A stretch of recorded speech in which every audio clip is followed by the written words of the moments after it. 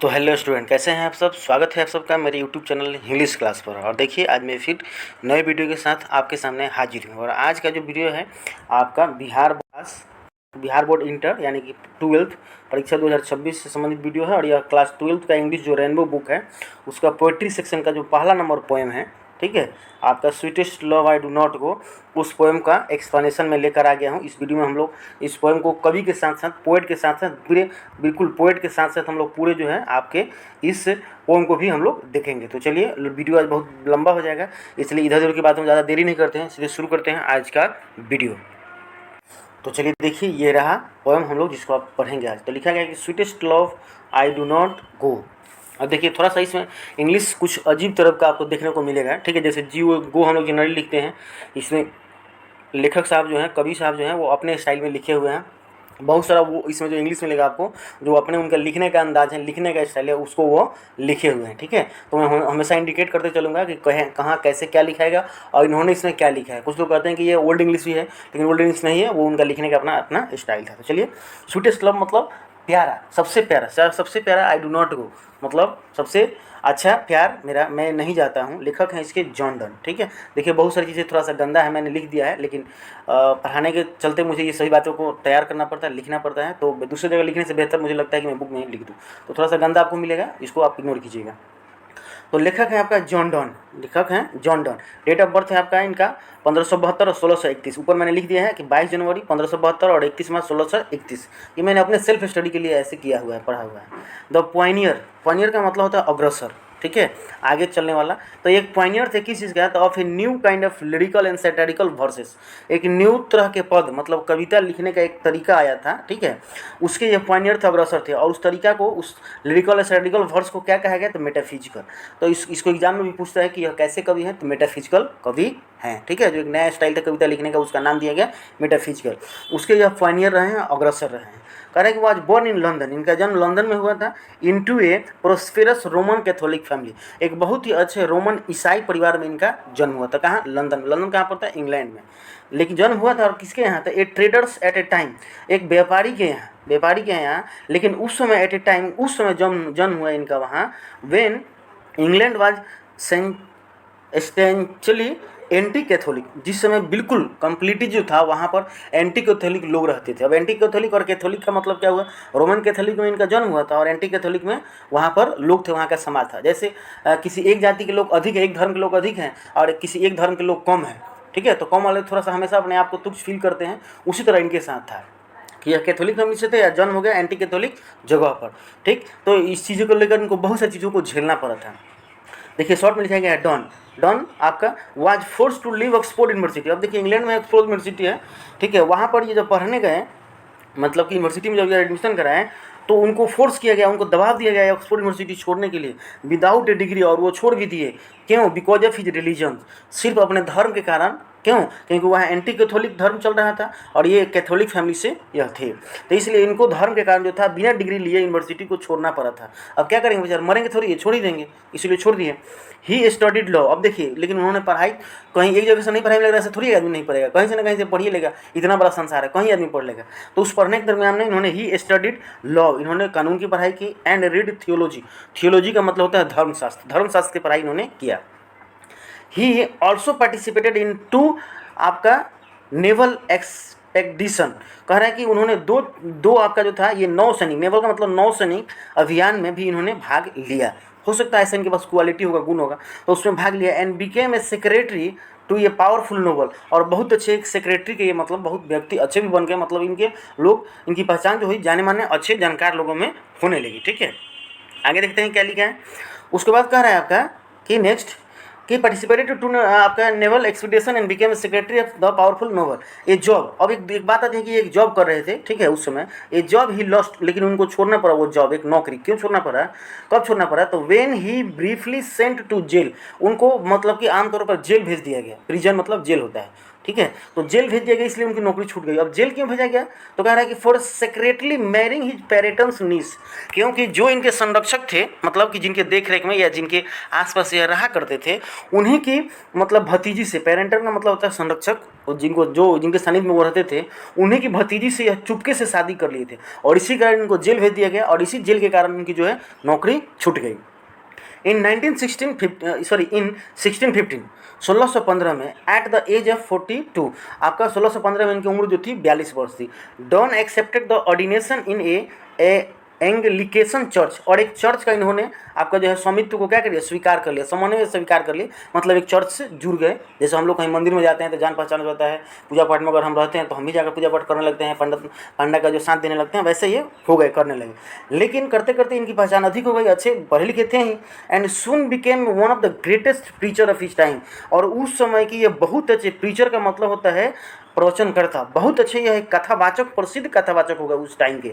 समझिए कि जब वो उस चर्च से जुड़ गए तो प्रवचन करते करते बहुत अच्छा कथावाचक यह हो गए। In love of epicism time in love and lyricism, और इन लव लिरिसिज्म जो मतलब वो लिखते हैं, इनके आपका जो कविता या लिखते हैं जो भी है वो प्रेम संबंधित रिलेटेड होता है। लिरिसिज्म जो होता है, Donne broke completely with a Petrarchan tradition introducing, ठीक है, introducing and intellectual and chronicle tone. इन्होंने क्या किया कि एक पेट्रार्गन ट्रेडिशन चल रहा था। पेट्रार्गन एक एज था, उम्र था, कहिए कि एज था, उस समय जो भी कविताएं पोएम जो लिखे जाते थे उसको हम लोग पेट्रार्गन सोनेट्स कहते थे या सोनेट ट्रेडिशन कहते थे। तो उस चीज़ को ये, क्योंकि ये मेटाफिजिकल था, एक नया चीज़ है, शुरू में हम लोगों ने पढ़ा कि यह एक नए लिरिकल और सैटारिकल जो थे एक टर्म है जिसके पायनियर थे। तो वही आपका पेट्रार्गन ट्रेडिशन को इन्होंने तोड़ा नए ढंग से, किससे, तो मेटाफिजिकल से। एंड हिज लव पोएम, इनके लव पोएम जो थे वो use the latest discovery of science and geography to hammer home and a point, जो कि कह रहा है कि इनकी प्रेम वाली कविताएं जो है, कविताओं में विज्ञान और भूगोल की नवीनतम खोजों का उपयोग एक बात पर जोर देने के लिए किया गया है, ठीक है, और जोर देने किया गया, हैमर का मतलब हथौड़ा मारने, हथौड़ा मतलब मारना नहीं हुआ, मतलब जोर देना हुआ, जोर देने के लिए हुआ है। एंड आपका and combine the passion with the verbal and intellectual teaching, और जुनून को मौखिक और बौद्धिक छेड़छाड़ के साथ जोड़ा गया है। मतलब कि इनका जो लिखने की क्वालिटी के बारे में वर्णन किया है कि ऐसे ऐसे ये लिखते थे, जो साइंस से आपका ये ज्योग्राफी से जो बात थी बताई गई थी या जो था वो उस पर एक माना प्रूफ के रूप में प्रकट हुआ। Donne is well known for his songs and sonnets, यह सॉन्ग्स और सोनेट्स के लिए प्रसिद्ध है। And satire and elegies, satire and elegy के लिए प्रसिद्ध है, सेरमन के लिए प्रसिद्ध है। ये सब जो भी दिया गया है सभी कविता के प्रकार है, टाइप है, जिसका इन्होंने बखूबी प्रयोग किया है।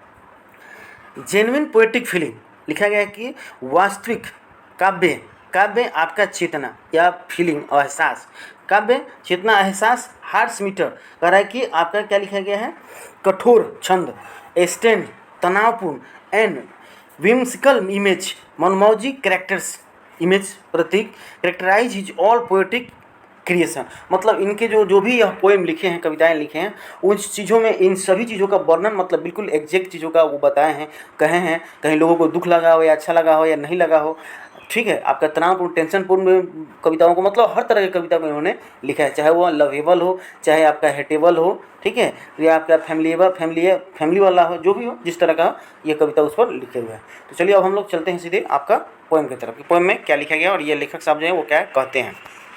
तो देखिए आपका पोएम का सबसे पहला जो लाइन है इसी से शुरू ही होता है। पोएम के यहाँ से स्टार्ट हुआ है कि sweetest love I do not go, लेखक लिखे हैं कि प्रियतमा, अपनी प्रेमिका से कहिए या पत्नी से कहिए, जिससे भी कहिए, वो कहते हैं कि प्रियतमा, मैं मतलब sweetest love I do not go, मैं इसलिए नहीं जाता हूँ, मैं नहीं जाता हूँ, फॉर वेरीनेस ऑफ दी, अब यहाँ दी का मतलब हो गया YOU, ठीक है, सब ओल्ड इंग्लिश या अपने भाषा का उन्होंने पढ़ेगी, ये ओल्ड इंग्लिश है। तो कह रहा है कि फॉर वियरनेस का मतलब होगा थकान, मैं इसलिए तुमसे दूर नहीं जा रहा हूँ, आपसे दूर नहीं जा रहा हूँ मेरी प्रियतमा, मेरे जो भी वो शब्द का मतलब कि प्यार वाला शब्द का प्रयोग करते हैं, मैं इसलिए तुमसे दूर नहीं जा रहा हूँ कि nor in the hope the world can show A filter love for me, और मैं इसलिए तुमको छोड़कर नहीं जा रहा हूँ कि मैं तुमसे थक गया हूँ, या ना ही इस आस में जा रहा हूँ कि यह दुनिया जो है, वर्ल्ड कैन शो मी, तुमसे बेहतर मुझे कोई प्यार देगा या कोई प्यार देने वाले को ढूंढ कर मेरे सामने ला देगा या मुझे दे देगा, इसलिए भी मैं नहीं तुमसे दूर जा रहा हूँ, ठीक है। ए फिल्टर लव फॉर मी, कि तुमसे अच्छा कोई मेरे लिए कोई ढूंढ कर मुझे ला कर दे देगा, इसलिए मैं नहीं जा रहा हूँ। बट सिंस दैट, लेकिन चूंकि मस्ट डाई एट लास्ट, हमें अंततः मरना है, ठीक है, अंततः मरना है। एंड दिस बेस्ट का मतलब दिस को हम लोग शॉर्ट में ये डिटेल में इट इज होता है, दिस का मतलब इट इज, तो इट इज बेस्ट। तो यह मतलब कि मरना तो जरूर है, हमें एक दिन मरना है, तो इसलिए दिस बेस्ट मतलब यह अच्छा हुआ कि to use my life in jest, कि मैं अपने जीवन को, यह अच्छा हुआ है कि मैं अपने जीवन को, अपने आप को और अच्छे ढंग से मस्ती से जी लूँ, ठीक है, जी लूँ।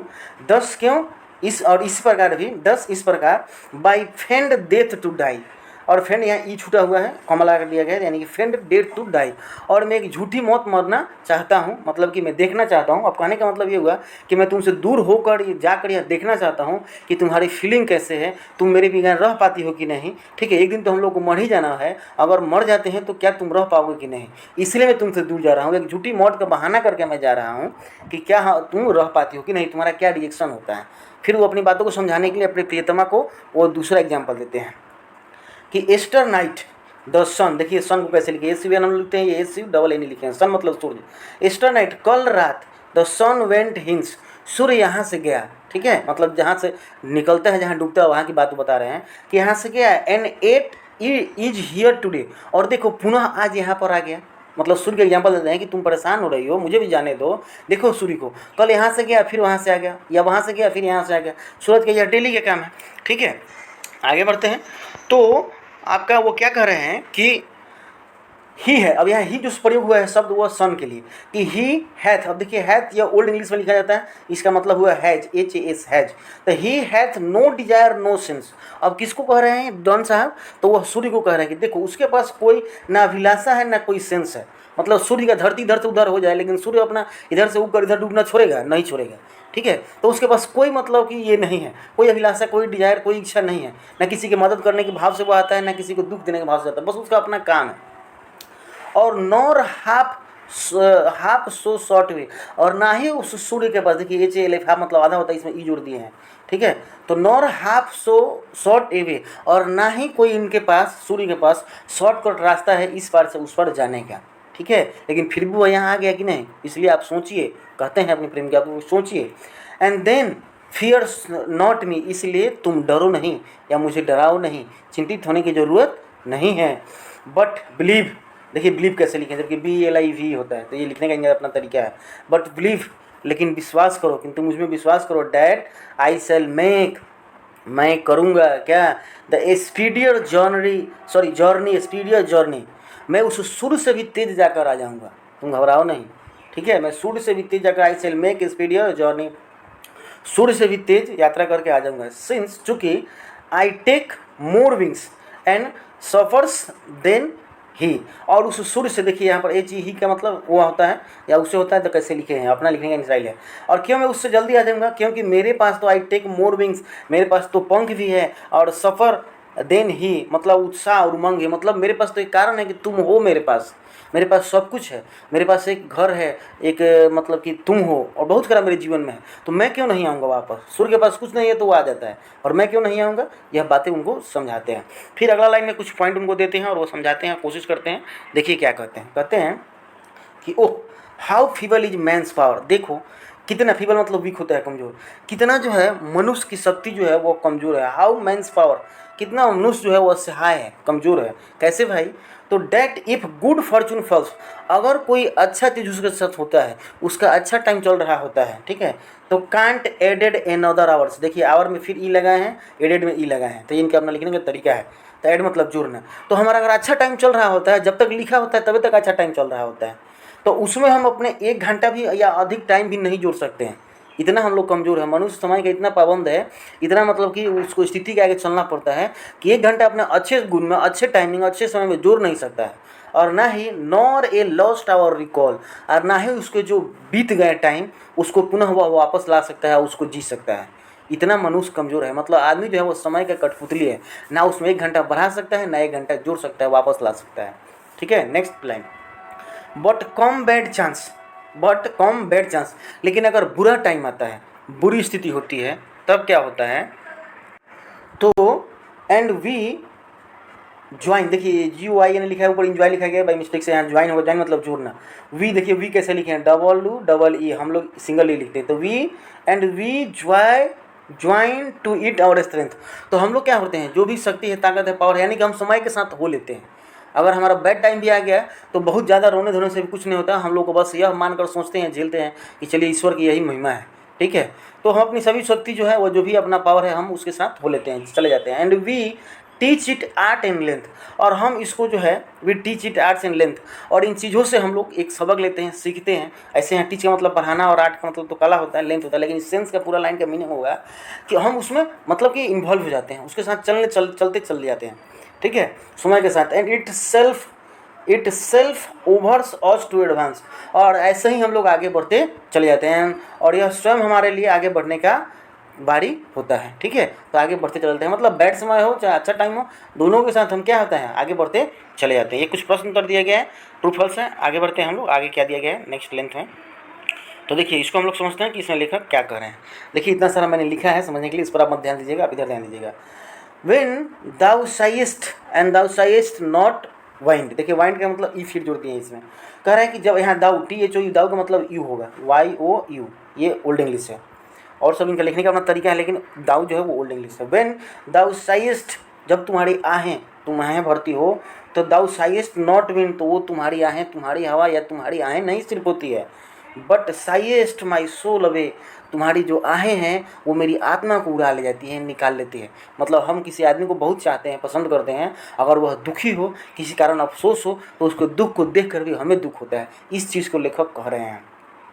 वेन दाउ वीपेस्ट अनकाइंडली अनकाइंड, और जब तुम रोती हो, कराती हो, तो आहें भरने की बात कर रहे हैं, जब तुम रोती हो, कराती हो, अनकाइंडली काइंड, बिल्कुल मतलब क्रूअल, बहुत ही अजीबो ढंग से रोती हो, जब दुखमय ढंग से, तो my life blood doth decay, देखिए यहाँ पर DOTH है, इसका मतलब DOES, डॉज होगा, ये डॉज, ठीक है, डॉथ लिखा गया ओल्ड इंग्लिश में। तो माई लाइफ्स ब्लड डॉथ डिके, मेरे जो जीवन का मतलब बॉडी का जो खून है, समझो कि एक तरह से जम जाता है, नष्ट होने लगता है, खराब होने लगता है। मतलब जैसे हम लोग किसी पर गुस्सा था तो कहते हैं ना कि मेरा खून खौल गया, उस सेंस में लेखक कह रहे हैं कि मेरा सब कुछ जल जाता है, नष्ट हो जाता है, मेरे ब्लड, मेरे शरीर का नष्ट, जब आपको हम रोते हुए देखते हैं। तो ये फुल स्टॉप यहाँ पर हो गया। ये अगला पैराग्राफ में चलते हैं। इट कांट बी, ऐसा नहीं हो सकता, डैट दाउ लव्स्ट मी, जैसे तुम MEE हो गया, यानी कि मी होगा, ऐसा हो नहीं सकता डैट दाउ लव्स्ट मी एज दाउ सेस्ट, कि तुम मुझसे प्यार करती हो जैसे तुम कहती हो। एंड इफ़ इन दाइन, देखिए यहाँ दाइन का मतलब फिर यू होगा, योर, यू का ही यह रूप है। इफ़ इन दाइन माई लाइफ दाउ वेस्ट, अगर तुम मुझसे प्यार करती हो, तुम जैसे कहती हो, तो इफ़ इन दाइन माई लाइफ दाउ वेस्ट, तो देखिए मैंने इंडिकेट किया है, थोड़ा सा इसको समझ लेंगे। यदि तुम अपना जीवन बर्बाद करते हो तो तुम मुझसे सर्वश्रेष्ठ हो, मतलब तुम अपने आप को मेरे अंदर रखी हो, ठीक है, तुम मेरे अंदर बसी हुई हो, तो ये बहुत ही अच्छी बात है। तुम सोच रही हो कि तुम वेस्ट कर रही हो, बर्बाद कर रही हो अपने टाइम को, बट दाउ आर्ट्स, देखिए यहाँ आर्ट का मतलब आर होगा, ARER, दाउ मतलब you are the best of me, तो ऐसा तुम्हारा सोचना तुम्हारे लिए बड़प्पन होगा, ठीक है। तुम मेरे ऊपर टाइम गंवा रही हो, लाइफ दाउ वेस्ट, तुम जीवन मेरे ऊपर बिता रही हो, गंवा रही हो, तो समझो कि यह मेरे लिए, thou arts are the best for me, मेरे लिए यह सर्वश्रेष्ठ होगा, ठीक है। नेक्स्ट लाइन देख लेते हैं। Let not thy divining heart, यहाँ फिर दाई का मतलब you, not let thy divining heart, तुम्हारा जो दिल है, मन है, फोर थिंक मी एनी इल, देखिए यहाँ पर बता देते हैं जो बगल में लिखा गया, तुम्हारा दैवीय हृदय मेरे लिए कोई बुरा विचार नहीं सोचता है और भाग्य तुम्हारा साथ दे। लेखक कहते हैं कि late not my thine hearts for any things on me any, मतलब तुम्हारा जो दिलो दिमाग है, मन है, जो है, मुँह है, मेरे लिए कभी बुरा नहीं चाहेगा, कभी मतलब कि बुरा नहीं चाहेगा, ठीक है। डेस्टिनी में टेक द ये पार्ट, लेकिन भाग्य तुम्हारा साथ दे, तुम मेरे लिए बुरा ना सोचो। एंड डेस्टिनी में टेक दाई पार्ट, और डेस्टिनी मतलब भाग्य होता है, मे मतलब सकता सकती है, टेक दाई मतलब वही योर ये पार्ट, और भाग्य तुम्हारा साथ दे मतलब किस्मत तुम्हारा साथ दे, चले, ऐसा तुम सोचो रहो। And may thy fearest fulfil but think that we, और तुम्हारी आशंकाएँ पूर्ण हो। And may thy fearest fulfil मतलब तुम्हारे मन में जो भी आशंकाएँ वो सही है, गलत नहीं है वो, बट थिंक डैट, लेकिन सोचो जरा, इतनी सारी बातें बस सोचने के बाद भी लेखक कहते हैं कि तुम सोचो, बट थिंक डैट वी हम लोग आर हम तो हैं, but turn aside to sleep. हमेशा ऐसा सोचो तुम कि हम दोनों एक ही जगह हैं, एक ही बेड पर सोए हुए हैं अगल बगल में, aside to sleep. And they who another keep alive never departed.